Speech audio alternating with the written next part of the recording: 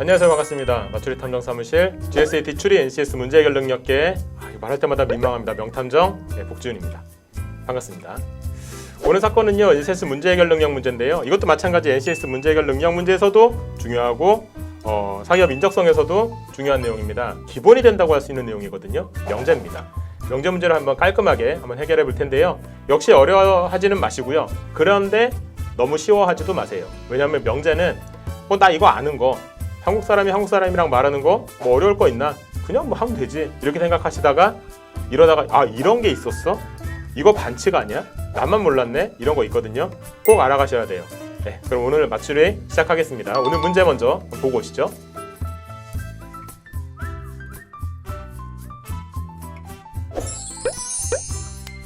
구독하고 좋아요 좀 눌러주세요. 네, 문제 보셨나요? 일반적으로 나오는 문제 스타일은 아니긴 해요. 왜냐면 우리가 보통 일반적으로 나오는 것들은 명제가 간단하게 뭐다 그래서 답은 뭐 이렇게 나오는 게 일반적인데 얘 같은 경우에는 문장 형태로 돼 있죠. 뭐 먹어 어떻다. 그런데 뭐 먹어 어떻다 주저리 막 적어놨어요. 근데 이것도 가만히 들여다보면 명제예요.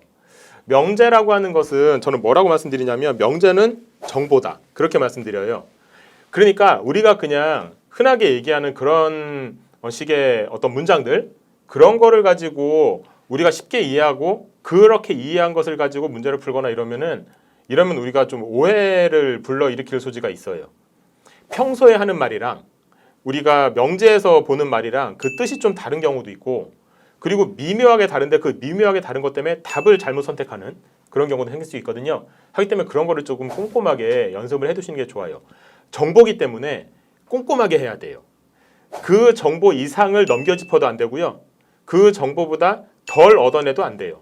철저하게 그만큼의 정보 그리고 그걸 이용해서 풀어내는 건데 명제는 우리 어렸을 때 한번 생각해봐요. 언제 배웠어요? 고등학교 때쯤에 배웁니다. 그 전에 배우기도 하긴 합니다만 과목에서 구체적으로 명제를 배우는 건 고등학교 국어예요? 수학이에요? 수학이에요. 그래서 P이면 Q이다라고 하면서 뭐 여기 대우 뭐 이런 거 하고 그러면서 뭐 이렇게 이건 이거야 저건 저거야 뭐 하면서 막 이렇게 하는 그 명제 있잖아요. 그건데 배울 때부터 좀 궁금하지 않았어요? 왜 이걸 수학에서 배우지? 생각해보면 고등학교 때 저도 그랬는데 제가 고등학교 2학년이었는지 1학년인지 잘 기억이 안 나긴 하는데 고등학교 2학년 때인가 명제를 배우는데 그 새로운 정석책 우리 때는 정석이 작았거든요. 요즘도 정석 보시는지 모르겠어요. 수학의 정석이라고 있어요. 뭐 수학 공부하는 애들이면 다 본다는 그 책 배고자기 되게 좋은 책 있어요. 되게 두껍고 하거든요. 우리 때는 그랬거든요. 그랬는데 그거 이제 실력 정석 있고 뭐 해서 파란 책, 노란 책 이렇게 있는데 그 정석책 그걸 보는데 명제가 나와요. 오씨 명제가 나오네. 오케이 열심히 공부해봐야지라고 딱 공부를 하고 궁금한 거예요. 3학년 때까지는 수학을 뭘 배우나. 그래서 쭉 봤는데 아씨 명제가 끝날 때까지 한 번도 안 나와요. 그럼 이거 왜 배우지 이거 수학 시간에? 함수는 1차 함수, 2차 함수 쭉쭉쭉 가잖아요. 근데 이거는 안 나오는 거예요. 그래서 뭔가 싶었는데 가르치면서 알게 됐어요. 이거는 오히려 숫자를 계산하는 거는 도구일 뿐이고 논리적인 사고를 하는 게 그게 수학이구나. 그리고 그것의 정점에 있는 게 명제구나. 가르치다 보니까 이제 이런 거를 더 알게 되더라고요. 자, 그래서 이제 이 명제라고 하는 것 요거를 좀 꼼꼼하게 하나씩 살펴보려고 해요. 약간 수학적인 사고일 수 있어요. 이거를 형식 논리학, 기호 논리학이라고 하거든요. 그 의미 같은 건 중요하지 않아요. 그냥 기호 이게 중요하다고 생각하시면서 바라보시면 될 것 같아요. 자, 첫 페이지 보시면 제가 덜렁 이렇게 명제 하나를 적어놨어요. 이걸 조건 명제라고 해요. 조건 명제. 근데 이걸 가언 명제라고 하기도 해요. 자, 조건 명제라고 하는 게 맞냐, 가언 명제라고 하는 게 맞냐?처럼 쓸데없는 논쟁도 없어요. 이런 거 시험에 안 나와요. 조건 명제라고 부르냐, 가언 명제라고 부르냐 중요하지 않아요. 중요한 건 이게 어떤 특징을 갖고 있느냐인데 실은 이런 식으로 뭐면 뭐다, 비가 오면 바람 분다, 바람 불면 나무 흔들린다 이런 식의 문장들이 계속 연결되어 있는 그런 것이 문제로 나오잖아요. 아까 봤던 것처럼 클래식이 어떻고 독서가 어떻고 막 이런 것처럼. 그죠? 그런데 이런 식의 문장이 어떻게 문제에서 쓰여지는가를 알아야 되는데 그때 우리가 알아야 될 게 좀 하나 있어요. 이거는 제가 여러분한테 어렸을 때 배운 거니까 여러분께서 좀 알고 계셔야 돼요 라고 넘어가기에는 너무 중요하기 때문에 하나쯤 짚어야 될 것 같아요. 그게 뭐냐? 대우라는 거예요. 자, P이면 Q이다라는 명제가 있어요. 자, 그럼 이거랑 대우라고 하는 것은 대우요. 이건 만드는 방법은 앞에 있는 개념, 뒤에 있는 개념을 각각 부정시켜서 자리를 바꿔요. 그러면 뭐뭐가 아니다라는 말을 써야 되잖아요. P가 아니다, Q가 아니다를 자리를 바꾼다는 거거든요. 근데 뭐뭐가 아니다도 저는 이렇게 써요. 물결 뭐뭐가 아니다. 그래서 Q가 아니다. 그러면 P가 아니다. 이렇게 쓰거든요. 자, 근데 어떤 분들은 그 뭐뭐가 아니다라는 걸 이렇게 표시하는 분도 있어요. 어떤 분들은 저처럼 이렇게 표시하고 어떤 분들은 이렇게 표시하고 어떤 분들은 이렇게 표시하고 별의별 방법이 다 있는데 역시 하나도 안 중요해요. 그냥 여러분들이 하고 싶은 대로 하면 돼요.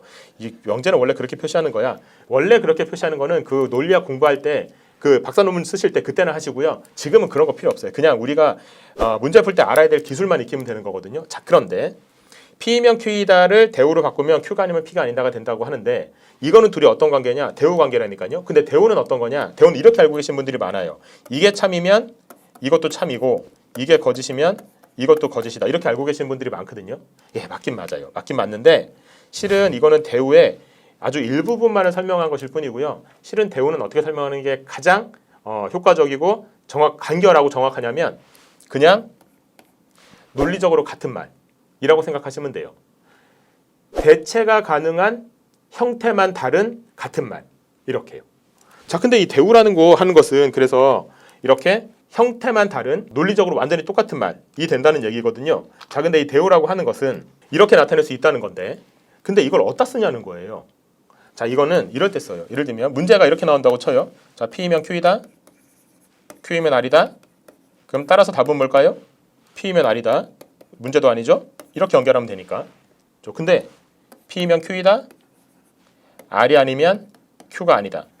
자, 이거 연결해봐요. 그냥은 연결되어 보일 것 같지 않은 이 명제도 이것을 대우로 바꾸면 Q이면 R이다 이렇게 되잖아요. 그러면 이게 이렇게 연결되면서 P이면 R이다가 나와요. 그러니까 이게 그냥은 연결되어 보일 것 같지 않은 명제라도 대우로 바꾸면 연결할 수 있거든요. 그런 것들을 찾아서 답을 이제 골라낼 때 그때 필요한 게 대우라는 거예요. 그죠? 물론 꼭 얘를 대우로 바꾸라는 법은 없어요. 위에 있는 얘를 대우로 바꿀 수도 있어요. 그럼 얘는 어떻게 바뀌냐? 이렇게 바뀌겠죠? Q가 아니면 P가 아니다 이렇게 되겠죠? 그러면 이렇게 연결하면 R이 아니면 P가 아니다가 나오겠죠. R이 아니면 Q가 아니고 Q가 아니면 P가 아니니까. 그럼 R이 아니면 P가 아니다가 나오잖아요. 물론 이 두 개가 서로 대우긴 합니다만 어쨌든 이렇게 형태가 다른 두 가지의 결론이 나오기도 한다는 점도 일단 스포일러. 그래서 이따가 말씀드릴 건데 이런 것도 좀 알고 계시는 게 필요해요. 자, 이렇게 되거든요. 그런데 그래 그럼 이것만 하면 아까 그 문제 풀 수 있겠네. 그래서 이제 가가지고 이렇게 저렇게 좀 풀어내면 되겠네 라고 생각하기가 쉬운데 명제가 그렇게 단순한 거면 제가 여러분들한테 여러분이 생각보다 모르는 게 좀 있어요 라는 말을 했을까요? 아니겠죠? 자, 명제에서 여러분들이 문제를 풀 때 알아야 되는 거 이걸 좀 정리해 볼게요. 먼저 이 명제 문제를 풀 때는 어떻게 해야 되냐면 체계를 갖고 있는 게 좋아요. 그냥 적당히 이렇게 표시해 놓고 오늘따라 이게 답인데? 씨 보이는데? 오케이 이게 답이야. 이러면 될 때는 되지만 안 될 때는 안 돼요. 특히 안타깝지만 많은 해설이 그렇게 돼 있는 경우가 많아요. 답은 5번이다. 왜 5번이냐? 이것과 이것의 대우와 이거를 연결하면 5번이 나오기 때문이다. 그래서 답이 5번이다. 이렇게 설명하고 많은 경우가 많거든요.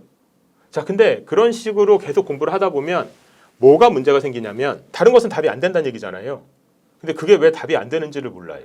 그러면 실제로 우리가 시험장에서 문제를 풀 때 객관식 문제를 풀 때에는 어떤 게 답인지 어떤 게 답이 안 되는지 그러니까 이건 안 돼, 이건 돼, 이게 돼야지 선택지를 골라내고 답인 걸로 찾아가는 거지 1번이 답인가? 해볼까? 안 되네. 4번이 답인가 이번엔? 해볼까? 안 되네. 이러고 있다가는 어떨 때 되고 어떨 때 안 되는 상황이 발생하잖아요.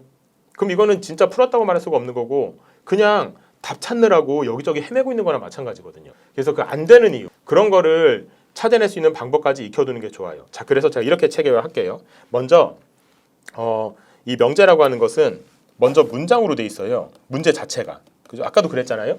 그 문장으로 돼 있으면 그 문장으로 돼 있는 걸 기호로 바꿔야 돼요. 그리고 기호로 바꿔놓고 그 다음에 이걸 가지고 해결을 해야 돼요. 이 과정에서 문장을 기호로 바꾸는 거 있죠. 귀찮아요. 이거 하면 시간도 오래 걸릴 것 같고 오히려 더 불편할 것 같아요. 라고 하시는데 실은 거기에서 하는 말 중에 여러분의 마음은 귀찮아요밖에 없어요. 시간이 오래 걸릴 것 같다고요? 안 그래요. 오히려 이거를 안 적으려고 그냥 눈으로 보면서 문제를 푸는 게 오히려 더 시간이 오래 걸려요. 그리고 헤매요. 그리고 잘못하면 실수해서 틀려요. 명제 문제 틀리는 건 치명적이에요. 남들이 맞추는 거 틀리는 건 치명적인 거거든요. 하기 때문에 이렇게 확실하게 풀어낼 수 있는 것은 체계적으로 확실하게 풀어내는 것을 계속 연습해서 실수를 하지 않도록 하는 게 중요해요. 그러려면 기호로 바꾸는 과정을 꼭 해야 돼요. 그리고 기호로 바꾸는 게 시간이 오래 걸린다고 하시는 분들도 이게 생각하느라고 시간이 오래 걸리는 경우가 많지 적느라고 오래 걸리는 경우는 잘 없거든요. 그냥 적는데 시간을 조금 쓰세요. 그리고 생각하는 시간을 줄여서 확실히 정답률을 높이는 게 훨씬 좋다. 이렇게 이제 말씀드려요. 근데 문장을 기호로 바꿀 때 우리는 알아야 될 게 한 두 가지 정도가 있거든요. 그래서 그거를 정리를 할 거예요. 그리고 기호를 가지고 해결할 때 이때에도 아까 제가 슬쩍 지나가듯이 말씀드렸지만 간단한 명제 두 개를 연결했는데도 답이 하나가 나오는 게 아니라 두 개가 나와요. 물론 그 두 개가 서로 대우 사이이긴 하지만 어쨌든 형태는 다르잖아요. 그럼 둘 중에 어떤 게 선택지에 들어갈까요? 그건 넣는 사람 마음이죠.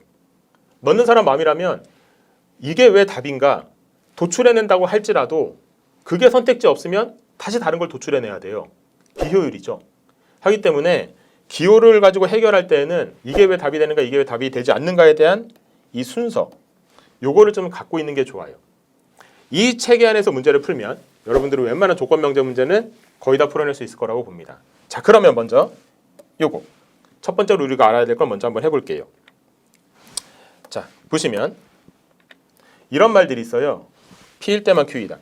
P이어야 Q이다. P일 때 하나여 Q이다. P를 해야 Q가 된다. 이 문장들은 그러니까 제가 여기다 적어요. P는 Q이다.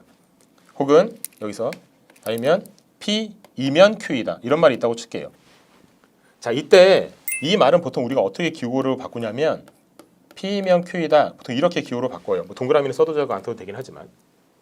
근데 P만 Q이다. P이어야 Q이다. 라는 문장. 이건 어떻게 기호로 바꿔야 될까요? 한 글자만 다르네. 뭐 는, 만, 그거나 그건 안 해. 그러니까 이것도 그냥 이렇게 하면 되겠네. 라고 하면은 이거 틀려요. 이런 게 있다는 사실을 모르시는 분도 있고요. 알지만 순간적으로 막 글을 읽어내려고 하다 보면 실수하는 경우도 있고 그렇거든요. 자, 이렇게 하면 안 된다는 거예요. 자, 그럼 어떻게 해야 된다는 얘기냐? 자, 요거는 제가 예를 하나 들어볼게요. 건물이 있어요. 건물이 이렇게 있는데 여기에 출입문에 뭐라고 적혀 있어요. 여기 보니까 뭐라고 적혀 있냐면 허가증 있는 사람만 입장하세요. 이런 말이 있다고 쳐봐요. 자, 그러면 이거 보는 순간 어떤 생각이 들까요? 이 글씨를 딱 보는 순간 전국에 있는 허가증 있는 사람이 다 뛰어올까요? 허가증 있는 사람 들어오래 이러면서 전국에 있는 허가증 다 뛰어오냐고요. 그렇지 않아요. 이건 어떤 얘기냐면 내가 이 건물에 용무가 있더라도 허가증이 없으면 못 들어간다는 얘기를 하는 거거든요. 그죠? 그래서 이 말은 허가증이 있는 사람들한테 뭐라고 하고 있는 게 아니에요. 허가증 있는 사람들은 용무가 있으면 들어오면 되고 용무가 없으면 볼 일이 없으면 안 들어와도 돼요. 그러니까 들어올 자격을 갖고 있는 거지 꼭 들어오라는 건 아니거든요. 자, 근데 허가증 있는 사람에 관한 얘기를 하는 게 아니라 허가증 없는 사람. 이 사람들한테 무슨 말을 하고 있는 거예요. 그죠? 문자를 괜히 어렵게 쓴다. 제가 이제 깔끔하게 그냥 간단하게 쓸 때 이렇게 그냥 쓰고 말거든요. 그냥 한자 쓴다고 뭐라 할까봐. 근데 이런 것도 좀 보고 익힙시다. 이게 있다 없다 이런 뜻 이 정도는 아시죠? 예. 하여튼 그래서 이 사람들한테 무슨 말을 하는 거예요. 그래서 허가증 없는 사람들은 아무리 용무가 있어도 여기 들어오지 말라는 말을 하는 거거든요. 자, 일반화 시켜볼게요. 허가증 있는 사람의 입장이라 이 말은 허가증 없는 사람은 들어오지 마라 이거예요.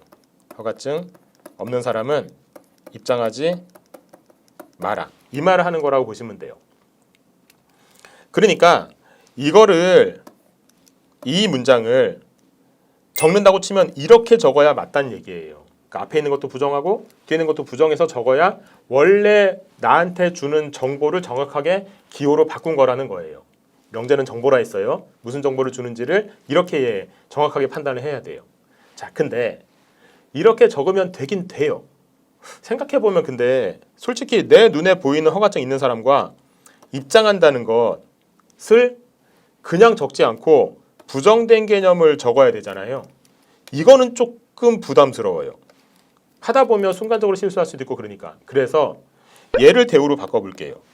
그럼 어떻게 되냐면 이거는 입장하지 못한다가 앞으로 가서 입장한다가 되고 그렇다면 이거는 허가증이 있는 것이다. 이렇게 정리가 되거든요. 그죠? 그래서 얘는 이렇게 적어도 된다는 거죠. 결론. 허가증이 있는 사람만 입장하라는 얘기는 결국 자리를 바꾼다? 이렇게 생각하면 딱 편해요. 그래서 이 문장은 Q이면 P이다. 이렇게 적는 것이 맞다는 의미예요. 이렇게요. Q이면 P이다. 이게 P이면 Q이다로 적어도 되고 Q이면 P이다로 적어도 되는데 둘 중에 이쪽에 더 가깝다는 얘기냐? 그런 뜻이 아니에요. 애초에 P만 Q이다, P여야 Q이다라는 말은 이렇게 적어서는 절대로 안 된다는 얘기예요. P이면 Q이다의 정보를 주고 있지가 않다고요. 그러니까 무조건 Q이면 P이다. 앞뒤를 바꿔 적는다. 이렇게 생각하는 게 하나 필요하다는 얘기입니다. 이게 뭐뭐일 때만 이라는 문구가 나왔을 때, 그런 의미를 담는 문구가 나왔을 때 여러분이 기호를 적는 방법이라고 보시면 돼요. 근데 왜요? 이렇게 물어보시면 나가서 세수 한번 하고 오세요. 지금 제가 예를 그렇게 들려드렸잖아요. 입장 어쩌고 저쩌고 하면서. 근데 왜요? 외우세요 이제. 그럼 어떻게 못해요? 수학 시간에 근해 공식 도출해 보셨어요? 2a분의 마이너스 b 플러스 마이너스 루트 b의 제곱 마이너스 4ac 외워보셨어요? 외웠죠? 도출해 보셨나요? 도출했어요. 그 정석에 도출하는 거 나와요. 근데 도출하는 거는 그때 한 번만 하고 나머지는 근해 공식 외워서 풀잖아요. 외우세요. 만약에 지금도 이해가 안 되시면 외우세요. 제가 외우란 말 웬만하면 안 해요. 인적성에서 외우라는 게 웬 말이에요. 근데 명제는 약간 제가 예를 들어드린 것이 만약에 이해가 안 된다면 이럴 때는 어쩔 수 없어요. 형식 논리학이기 때문에 외울 수밖에 없다. 이렇게 좀 말씀을 드립니다. 나가라고는 안 할게요. 나가라고 그거 이렇게 좀 뜨끔뜨끔하셨다고 말씀들 많이 하시더라고요. 근데 어떻게 나가서 어디 가시면 안 되고 나가 세수하고 오세요. 자, 두 번째 갈게요. 두 번째로 우리가 알아야 될 것 요거에 대한 것 좀 가도록 할게요. 자, 명제라고 하는 게 그냥 기분 좋게 뭐는 뭐다 앞에 뒤에 하나씩의 개념으로만 구성되지 않는 경우도 있어요. 이런 거예요. P면 Q 그리고 R이다. P면 Q 또는 R이다. P 그리고 Q면 R이다. P 또는 Q면 R이다. 그리고나 또는이 붙는 그런 식의 문장들. 이렇게 뒤에 위치하거나 앞에 위치할 때 그럼 경우의 수는 4개일 거 아니에요. 그리고나 또는 이 뒤에 오는가 앞에 오는가에 따라서 경우수가 4개가 될 거 아니에요. 그 4개의 명제가 우리한테 주어졌을 때 과연 우리는 어떤 정보를 얻어낼 수 있는가? 그거를 지금 생각해 보려고 하는 거거든요. 자, 그러면 그냥 여기다 좀 적어볼게요. P이면 Q 그리고 R이다. P이면 Q 또는 R이다. 이렇게 두 가지가 있잖아요. 근데 여기서 이 문장에 대한 의미를 판단하기 전에 제가 여러분이 흔하게 실수하는 거 하나 딱 짚어드릴게요. 먼저 또는이라는 말이거든요. 또는이란 말은 우리가 실제로 또는 이렇게 문장으로 주어지기도 하고 아니면 뭐뭐거나 이렇게 주어지기도 하거든요. 자, 또는 혹은 or 또는 거나 이거 어떻게 해석하세요? 자, 오늘 아침 메뉴는 밥이나 빵입니다. 어떻게 하실래요? 밥 먹을까? 한국 사람 밥이지. 아니지, 아메리칸 스타일 아침엔 빵이지, 커피지. 고민하시잖아요. 근데 이거는 고민하시면 벌써 틀린 거예요. 왜냐하면 이거를 여러분들은 이미 또는 이라는 말을 둘 중 하나 이렇게 해석을 하신 거거든요. 그럼 이렇게 해석하지 말란 얘기인가요? 네, 이렇게 해석하지 말란 얘기예요. 명제에서는 또는 이란 말을 둘 중 하나를 해석하는 게 오히려 특별한 거예요. 그럼 어떻게 해석하는 게 맞냐? 최소 하나. 이렇게 해석하는 게 맞아요. 그러니까 양자택일. 이렇게 해석하는 게 기본값이 아니라고요. 최소 하나라는 건 뭐냐? 이거는 둘 중에 적어도 하나를 선택해도 된다. 그런 의미가 되는 거예요. 그래서 아까 얘기했던 거. 오늘 아침 메뉴는 밥이나 빵입니다. 그러면 둘 다 먹고 싶은데? 둘 다 주세요 라고 하면 옆에서 막 웃잖아요. 웃으면 거기다 대고 웃어주면 돼요. 너네들은 또는의 의미를 모르는구나. 또는이라고 하는 건 원래 최소 하나야. 그러니까 밥이랑 빵 중에 최소 하나 먹을 수 있다고 지금 물어본 건데 난 배고프니까 둘 다 먹겠다고 한 건데 너네 왜 그래? 그렇게 얘기하는 게 진짜 맞는 거예요. 진짜로 그렇게 얘기하면 안 돼요. 인간관계 틀어져요. 그러니까 그냥 속으로만. 그리고 나중에 혹시 이제 문제 풀 때는 이제 맞추시면 돼요. 그렇게 최소 하나, 적어도 하나, 마찬가지 말이죠. 이렇게 해석하는 게 기본값이에요. 그런데 이렇게 얘기를 하다 보면 어쩔 수 없이 둘 중 하나 양자택일처럼 해석해야 되는 경우도 있어요. 예를 들면 내일 아침 9시 정각에 수리 인강을 듣거나 문제해결 능력 인강을 들을 거다. 이렇게 말했다고 쳐봐요. 그러면 내일 아침 9시 정각에 두 개를 동시에 들을 수는 없잖아요. 두 개 동시에 틀어놓는 건 반칙이라고 합시다. 이건 어차피 둘 다 안 듣는 거니까. 수리 인강을 듣거나 문제 해결 능력을 듣거나 하는 거는 둘 중에 하나. 어쩔 수 없이 양자택일일 수밖에 없잖아요. 나는 내일 아침 9시 정각에 서울역에 있거나 부산역에 있을 거다. 양자택일일 수밖에 없죠. 이럴 때만 특별히 양자택일로 판단하는 거지. 그렇게 판단하지 않아도 될 때 나는 내일 아침 9시 정각에 서울역에 있거나 아이스크림을 먹을 거다. 이러면 서울역에 서서 아이스크림 먹으면 되잖아요. 이렇게 가능할 때는 적어도 하나로 해석하시는 게 맞아요. 이걸 왜 제가 이렇게 강조하냐면 실제로 문제 풀 때 이것 때문에 그르치는 경우를 보고요. 제가. 그리고 이제 좀 이따 설명할 요거 그리고나 또는이 앞이나 뒤에 들어갔을 때의 이 문장에 대한 해석. 요때도 요 적어도 하나를 이용하면 이해가 좀 쉬우시더라고요. 자, 그러면 이제 여기 요거요. 요거 이제 좀 설명을 좀 드려보도록 할게요. 예를 드는 게 가장 편하더라고요. 어떤 예를 들까요? 라면 먹는 거 할게요. 라면을 먹으면 얼굴이 부어요. 살쪄요. 근데 이걸 위에다 적용시키잖아요. 그 문장이 어떻게 되냐면 라면 먹으면 얼굴이 붓고 살쪄요. 밑에다 적용시키면요. 라면 먹으면 얼굴 붓는 거랑 살찌는 거랑 그 두 개 중에 적어도 하나가 나타나요. 이렇게 해석하시는 거예요. 적어도 하나. 그죠? 그러면 이 상황일 때 위에다 적용시켰다고 치면요. 그러면 라면 먹으면 이거 얼굴 붓는구나. 와. 라면 먹으면 살이 찌는구나. 라는 이 두 개의 정보를 둘 다 얻어냈다고 할 수 있어요. 그죠? 왜냐면 라면 먹으면 얼굴도 붓고 살도 찐다고 하니까 물어보는 거죠. 너 얼굴 붓니? 살찌니? 이렇게 얘기할 거 아니에요. 근데 밑에 있는 사람, 이 사람한테 물어보면 얼굴이 붓거나 살찌는 것 중에 적어도 하나가 나타난다고 했을 뿐 라면 먹으면 얼굴이 붓니? 라고 하면 살만 찔 때도 있어. 그러면 살찌니? 아니 얼굴만 부을 때도 있는 것 같아. 이렇게 얘기할 거 아니에요. 그러니까 각각의 정보에 대해서는 우리가 함부로 옳다 그르다를 판단할 수가 없어요. 세모죠. 이렇게 세모가 돼요. 그래서 이걸 뭐라고 하냐면 명제 분리라고 하는데 명제 분리 여기 나와 있잖아요. 분리. 명제 분리라고 하는 거는 이렇게 뒤에 그리고가 들어갔을 때 그때는 분리가 된다는 걸 알 수 있어요. 하지만 뒤에 또는이 들어갔을 때는 분리가 안 돼서 각각의 명제에 대해서는 알 수 없다는 판단을 할 수밖에 없다는 거예요. 자, 근데 그리고랑 또는이라고 하는 것이 반드시 문장의 뒤에만 들어가라는 법은 없잖아요. 앞에 들어올 수도 있잖아요. 자, P이면 P 그리고 Q이면 R이다. P 또는 Q이면 R이다. 이 두 개의 명제를 한번 생각해 볼게요. 이건 무슨 예를 들어볼까요? 이거는 이거 한번 해봅시다. 야구팀 감독이에요. 그래서 선수들이 필요해요. 우리나라 투수 중에 역대급 투수, 타자 중에 역대급 타자 한번 생각해 볼게요. 역대급 투수 누가 있을까요? 박찬호 선수? 제가 94년도에 하여튼 박찬호 선수? 아니면은 선동열 선수? 그때 당시 선수라고 치면 선동열 선수? 나오면 뭐 그냥 끝났죠 뭐. 오승환 선수? 그냥 우리를 구원하는 거죠 뭐. 누구 할까요? 박찬호 선수 해봅시다. 박찬호 선수 있고요. 그 다음에 타자 누구 좋아하세요? 타자는 우리나라 역대급 타자라고 치면 일단 추신수 선수. 지금도 이제 활동하고 있긴 하지만 메이저리그에서 뭐 우리나라 타자 중에서는 이제 탑이죠.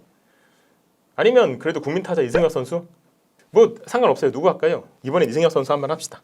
이승엽 선수. 이렇게 한다고 쳐요. 그럼 우승할 수 있는데. 자, 이거를 위에다 적용하면 어떻게 되냐면 박찬호 선수하고 이승엽 선수가 둘 다 있으면 우승할 수 있다. 그 말이 되는 거고요. 밑에다 적용하면 박찬호 선수하고 이승엽 선수 중에 적어도 한 명만 있으면 우승할 수 있다. 그 말이 되는 거예요. 이때는 어떤 게 분리가 되는 것으로 보이세요? 둘 다 있으면 우승할 수 있다와 적어도 하나가 있으면 우승할 수 있다는 아랫게 분리가 되는 거죠. 그죠? 그래서 박찬호 선수가 있으면 우승할 수 있어. 이승엽 선수가 있으면 우승할 수 있어라는 두 개의 명제를 다 성립시킨다고 볼 수 있어요. 그런데 앞에 그리고가 붙었을 때는 둘 다 있으면 우승할 수 있는데 박찬호 선수를 영입해왔다고 쳐요. 우승할 수 있어요? 아직 이승엽 선수가 있는지 없는지 모르잖아요. 알 길이 없어요.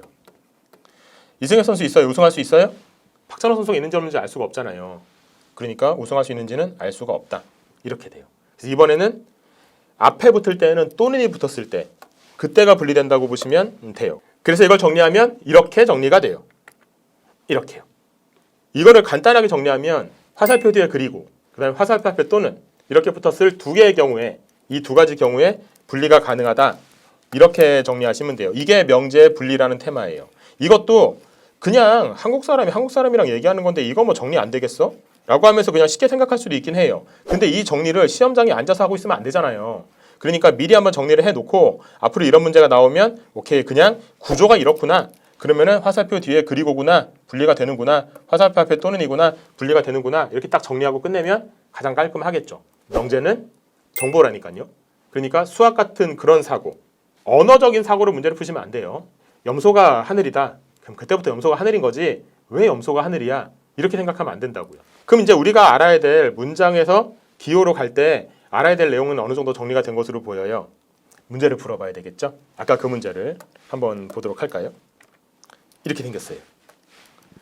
먼저 할 일은 문장을 기호로 바꾸라 하겠잖아요. 자, 문장을 기호로 바꿔봅시다. 고독을 즐기는 사람은 클래식을 좋아한다. 고독을 즐기는 사람은 클래식을 좋아한다. 예술가는 그림 그리는 것을 좋아하고 고독을 즐긴다. 이거는 원래 적어보면 예술가는 그림 그리는 것을 좋아하고 그리고 고독을 즐긴다 이렇게 되잖아요. 자, 요 문장 분리돼요 안 돼요? 이거 모르면 진짜 나가요. 나가서 진짜 이거는 푸시업 몇 번 하고 와야 돼. 이렇게 되면 옆에 바로 있잖아요. 이렇게 뒤에 그리고잖아요. 이건 분리가 되는 거죠. 그죠? 바로바로 연습이 돼야 돼요. 그러니까 분리가 되니까 분리를 해서 적어보도록 하겠습니다. 예술가는 그림을 그리는 것을 좋아한다. 예술가는 고독을 즐긴다. 이렇게 분리할 수 있죠. 그 다음에 그림 그리는 것을 좋아하는 사람은 독서를 좋아하고 커피를 좋아하지 않는다. 또 그리고네요. 이거는 안 물어볼게요. 이제 양심적으로 이거 잘 모르신다 그러시면 푸시업 하세요. 건강해지겠다, 그죠? 그림 그리는 거 좋아하는 사람은 독서를 좋아하고 그림 그리는 것을 좋아하는 사람은 커피는 좋아하지 않는데요. 그 다음에 패션에 관심이 많지 않은 사람은 모델이 아니다. 패션에 관심이 많지 않은 사람은 모델이 아니다. 그 다음에 마지막 독서를 좋아하고 커피를 좋아하지 않는 사람은 패션에 관심이 많다. 자, 이거 분리돼야 안 돼요? 분리되죠? 네, 그랬으면 역시 또 푸시업 하세요. 왜냐면 이거 앞에 그리고잖아요. 이번에는 이건 분리가 안 되는 거예요. 독서를 좋아하고 그리고는 앞에 그리고는 분리가 안 됩니다. 그대로 쓰는 겁니다. 커피를 좋아하지 않는 사람은 패션에 관심이 많다. 이렇게 돼요. 자, 다 기호로 나타내 봤어요. 분리할 거 분리했고 분리 안 되는 건 분리 안 하고 이렇게 정리해 봤거든요. 자, 답이 몇 번이게요? 답 이거 4번이에요. 그림 그리는 것을 좋아하는 사람은 패션에 관심이 많다. 이렇게 나오거든요. 왜 그럴까요? 그림 그리는 것을 좋아하는 사람으로 시작하는 거는 어디 있을까요? 이거 여기 있어요. 그죠? 여기 있는데 실은 이걸 제가 분리를 했잖아요. 이게 반드시 분리할 필요는 없긴 해요. 왜냐하면 여기 보면 독서를 좋아하고 커피를 좋아하지 않는다라고 하는 게 이렇게 딱 묶여서 하나의 개념으로 설정되어 있잖아요. 그럼 이거를 애초에 이거를 묶어서 그냥 이거를 표시를 했다면 여기다 좀 옆에다 해볼게요. 그리고 커피를 좋아하지 않는다. 이렇게 적었으면 이게 하나가 네모가 되면서 똑같은 네모가 이렇게 있게 되는 거잖아요. 이렇게 되고 그러면 그림을 좋아하는 사람은 패션에 관심이 많다로 바로 연결이 된단 말이에요. 이렇게 그렇죠? 하기 때문에 이렇게 연결되니까 답이 5번이구나, 답이 4번이구나라는 걸 바로 알 수 있게 돼요. 그래서 이 문제는 꼭 이렇게 분리를 하지 않아도 되는 그런 문제이기도 해요. 자, 그런데 그러면은 이거랑 이거랑 연결해서 이렇게 바로 연결이 되니까 답이 4번으로 됐네. 그럼 이제 끝.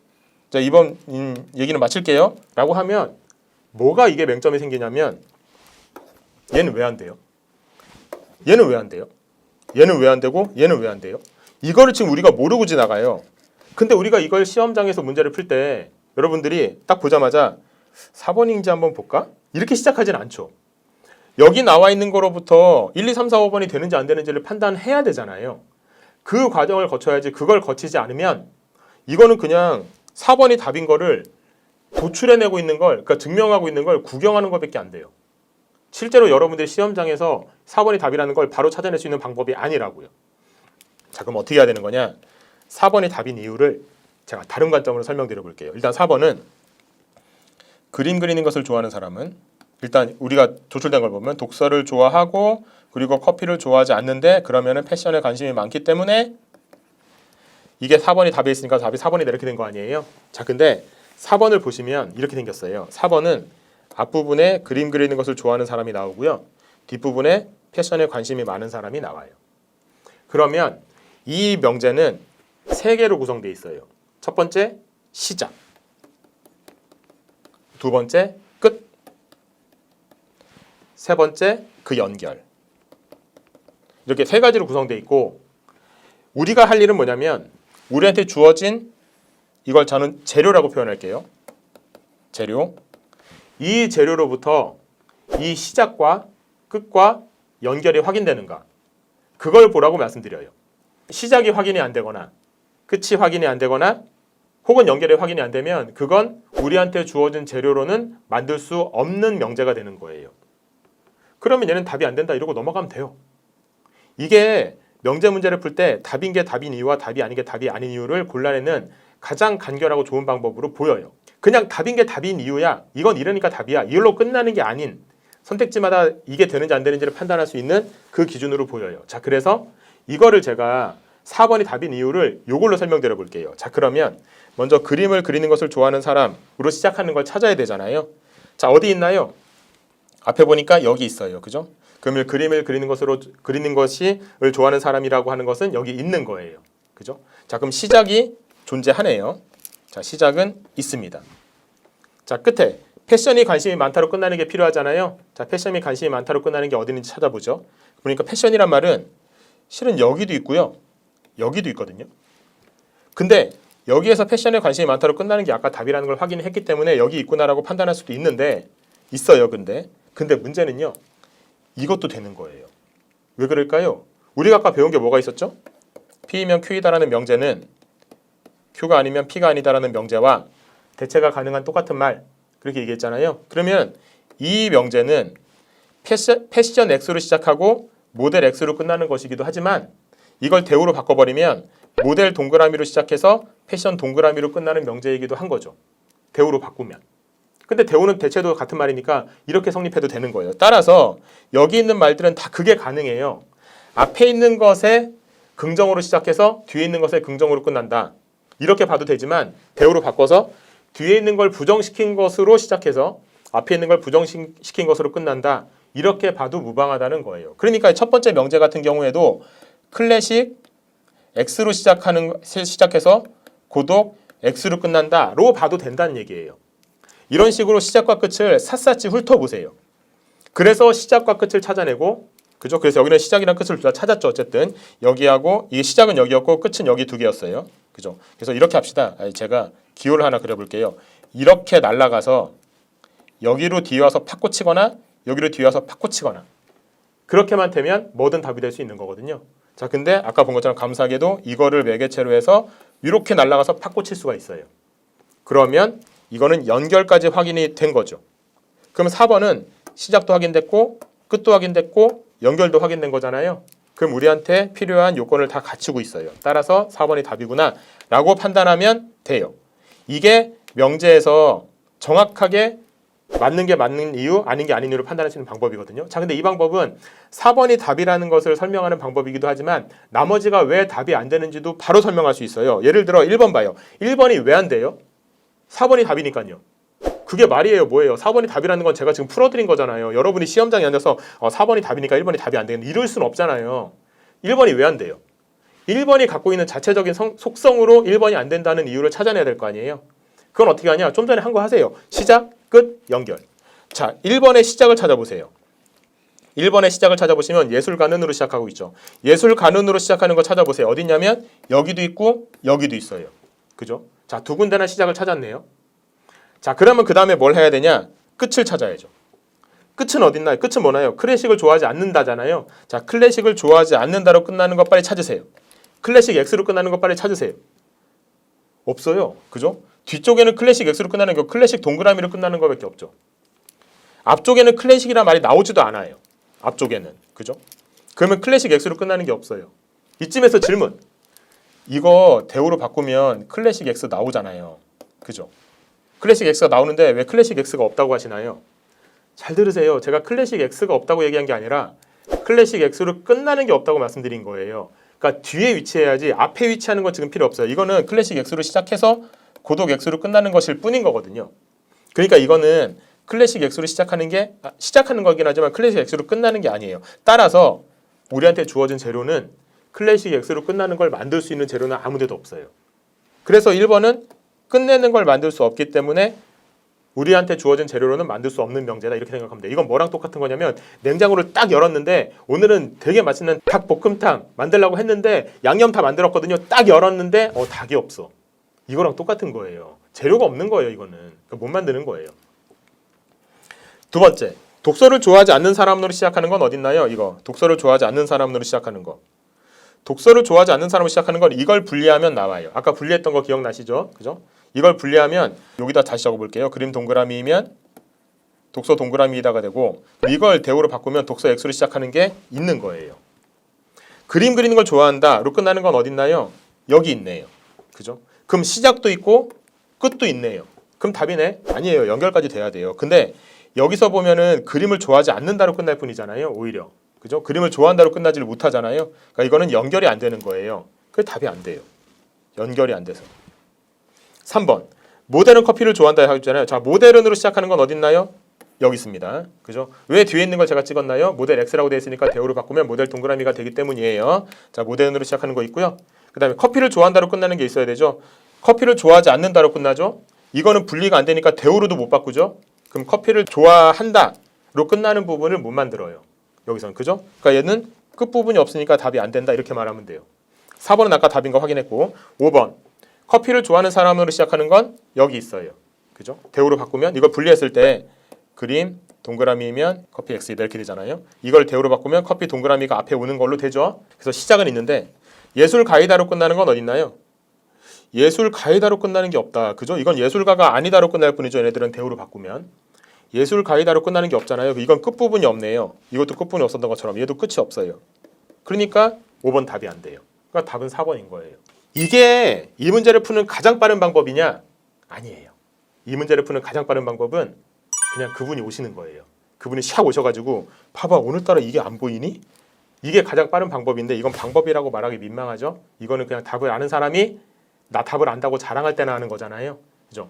이게 왜 안 되는지 저게 왜 안 되는지를 찬찬히 연습하셔가지고 그 확실하게 풀 수 있는 방법을 익히시고 그 다음에 거기서 속도를 빨리 하는 그런 식으로 단계별로 공부를 해야지 그냥 속도 이러면서 빨리 이러다가 막 틀릴 여지를 남겨놓고 막 문제를 풀고 나머지는 보지도 않고 막 이게 답이야라고 하고 넘어가 버리고 그러면 틀리면 감점인 시험에서는 진짜 치명적이에요. 그러니까 그렇게 하지 마시고 확실하게 문제를 해결할 수 있는 방법 그걸 이제 익히시는 게 좋지 않을까 그렇게 생각합니다. 흥분했어요. 명제가 너무 쉬워요 라고 하시면서 막 이렇게 오시는데 뭐 모르는 것도 막 있고 아니면은 이거 그냥 이렇게 하면 되는 거 아닌가요? 해서 풀어봐요 했는데 못 풀고 있고 이러면은 답답하잖아요. 별거 아닌 것 같을 때일지라도 그런 얘기 아시죠? 사자는 호랑이는 아무리 사자라도 아무리 호랑이라도 토끼를 잡을 땐 최선을 다한다고요. 아무리 약해 보이는 거라도 확실하게 하는 방법으로 익히시는 게 좋겠습니다. 구독하고 좋아요 좀 눌러주세요. 오늘 어떠셨어요? 궁금하신 점 있으시면요 댓글로 남겨주세요. 저희가 꼼꼼히 읽어보고 또 같이 해결해 드릴게요. 아시죠? 구독, 좋아요 저희한테 진짜 큰 힘 됩니다. 힘 많이 주세요. 알람 설정해 주시면 좋은 정보 바로바로 받아가실 수 있습니다. 오늘 마추는 여기까지입니다. 다음 시간에 봐요. 수고하셨습니다.